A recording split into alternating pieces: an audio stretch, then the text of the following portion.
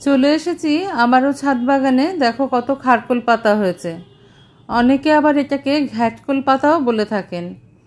তো এই খারকোল পাতা আজকে আমি বাটা রেসিপিটা তোমাদের সঙ্গে শেয়ার করব। খারকোল পাতা বাটতে আমরা সবাই জানি, এক একজন এক এক রকমভাবে করি। আজকে আমি যেভাবে খারকোল পাতাটা বাটলাম সেটাই তোমাদের সঙ্গে শেয়ার করব। খারকোল পাতার যে কচি অংশটা আছে সেটাই আমি কিন্তু এরকমভাবে ছিঁড়ে নিচ্ছি হাত দিয়ে। এই টবটার মধ্যেও যেমন দেখছো অনেক খারকোল পাতা হয়েছে, তেমনি কিন্তু আরও টবে আছে। সবটা আমার লাগবে না, যতটুকু আমার লাগবে আমি এরকম ভেঙে নেব। ভেঙে নিলে কি হবে, ওখান থেকে আবার কিন্তু গোড়ার থেকে নতুন করে খারকোল পাতা বেরোবে। দেখো কত হয়েছে। দেখো খারকোল পাতাগুলো আমি তুলে এনেছি। এবার আমি এটাকে কিছুক্ষণ সময় জলের মধ্যে ভিজিয়ে রাখবো এরকম করে, তারপরে ভালো করে ধুয়ে কেটে নেব। একটা কড়াই বসিয়ে দিয়েছি, দিয়ে দিলাম কিছুটা পরিমাণে সর্ষের তেল। অবশ্যই এই খারকোল পাতা বাটাটা সর্ষের তেলে করতে হবে। দিয়ে দিলাম একটা মিডিয়াম সাইজের পেঁয়াজ কুচোনো, কিছুটা পরিমাণ রসুন। এবার দিয়ে দেবো কাঁচা লঙ্কা। কাঁচা লঙ্কার ঝালটা ভালো লাগে, সেই জন্য কাঁচা লঙ্কাটা দিলাম। শুকনো লঙ্কার ব্যবহারও আমি করব, তবে শুকনো লঙ্কাটা শেষে দিয়ে ভাজবো। না হলে শুকনো লঙ্কা থেকে যে ঝাঁজটা বের হয় সেটা কিন্তু কাশি হয় খুব, সেই জন্য শুকনো লঙ্কাটা চেষ্টা করবে সবার শেষে দিয়ে ভাজতে। ঝালের পরিমাণটা যে যা নিজেদের পছন্দ মতন আর প্রয়োজন মতন ব্যবহার করবে। Welcome to my cooking channel Shatabdi's kitchen. Shatabdi's কিচেনে তোমাদের সবাইকে স্বাগত। নমস্কার বন্ধুরা, আমি শতাব্দী। তোমরা সবাই কেমন আছো? আশা করি সবাই ভালো আছো, সবাই সুস্থ আছো।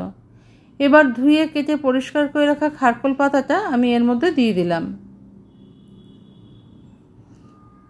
এখন যতটা পরিমাণে খারকোল পাতা দেখছো, একটু নাড়াচাড়া করলে কিন্তু এটা অনেকটাই কমে যাবে। দিয়ে দিলাম সামান্য একটু নুন আর দিয়ে দিলাম হলুদ। এবার আমি পাতাটাকে খুব ভালো করে ভেজে নেব। যারা খারকোল পাতা গলা চুলকাবার ভয়ে খাও না, তারা এইভাবে খেয়ে দেখতে পারো, এতে কিন্তু গলা ধরে না।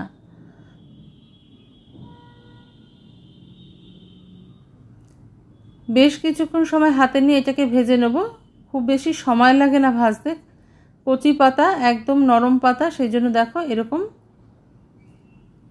খুব অল্প সময়ের মধ্যেই কিন্তু এটা ভাজা হয়ে গেছে। এবার আমি পাতাগুলোকে সাইডে সরিয়ে দিলাম, মাঝখানে আর একটুখানি সর্ষের তেল আমি দিয়ে দেবো।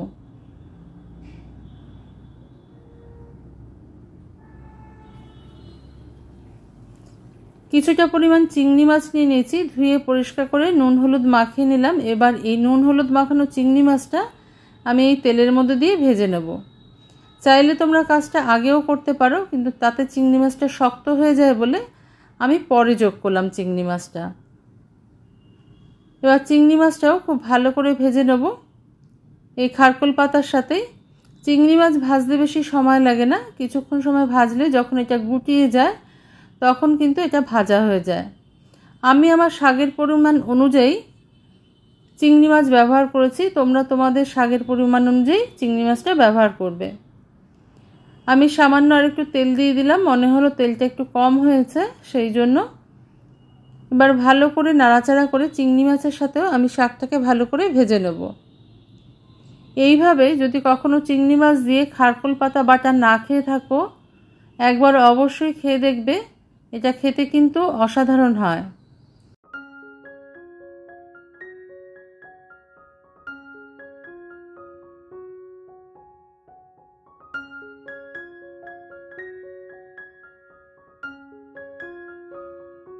এবার দিয়ে দিয়েছি একটা গ্রাইন্ডিং জারে রেখে ঠান্ডা করে ওটাকে আমি বেটে নেব।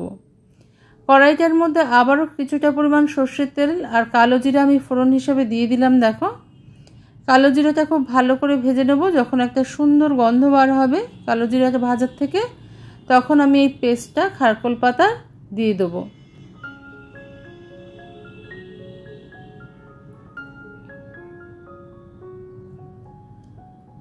চেষ্টা করবে জলের ব্যবহার না করতে। কেউ চাইলে শিলপাটেও বেটে নিতে পারো, গ্রাইন্ডিং জারের বদলে আমি গ্রাইন্ডিং জারেই করে নিয়েছি, কাজটা অনেক তাড়াতাড়ি হয়ে যায় সেই জন্য। এবার ভালো করে তেলের মধ্যে আমি এটাকে নেড়ে নেব। খুব বেশি সময় লাগবে না এটা শুকোতে। যতক্ষণ না পর্যন্ত কিছুটা জল আছে গায়ে সেটা শুকিয়ে যায় ততক্ষণ পর্যন্ত এটাকে আমাদের নাড়াচাড়া করে নিতে হবে। এটা হতে বেশি সময় লাগবে না, কারণ এটার পাতাটাও আগে থেকে ভাজা ছিল আর মাছটাও আগে থেকে ভাজা ছিল।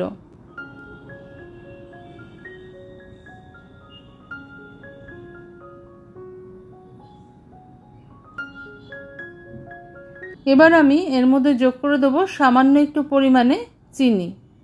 চিনিটা অবশ্যই দেবার চেষ্টা করবে, চিনিটা দিলে কিন্তু স্বাদটা আরও বেশি খোলে। সামান্য একটু নুন দিয়ে দিলাম, আগে নুনটা অল্প দিয়েছিলাম বলে আমি এখানে নুনটা আবার একটু যোগ করে দিলাম। তো এবার ভালো করে চিনি আর নুন দিয়ে মিশিয়ে নেব আমি এটাকে। চিনি আর নুন দেওয়ার ফলে কি হয়, একটু জল ছাড়ে গা থেকে, শাকের গা থেকে, তো সেটাকে শুকিয়ে নিতে হবে আমাদের ভালো করে।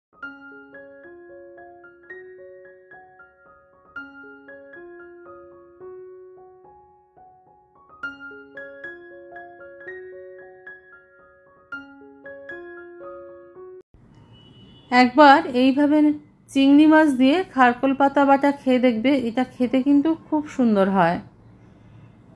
তো আমি ভালো করে নাড়িয়ে চাড়িয়ে কিছুক্ষণ এটাকে শুকিয়ে নেব। গরম ভাতের সঙ্গে খেতে এটা দুর্দান্ত লাগে। গরম ভাতের সঙ্গে আমি এটাকে দেখো পরিবেশন করে দিয়েছি। রান্নাটা আমার হয়ে গেছে। সামান্য একটু কাঁচা সর্ষের তেল দিয়ে দিলাম আর একটা কাঁচা লঙ্কা। আজকের রেসিপিটা ভালো লাগলে লাইক, শেয়ার, কমেন্ট, সাবস্ক্রাইব করার অনুরোধ রইল তোমাদের কাছে। আজকে তাহলে এই পর্যন্তই বন্ধুরা, তোমরা সবাই ভালো থেকো, সুস্থ থেকো।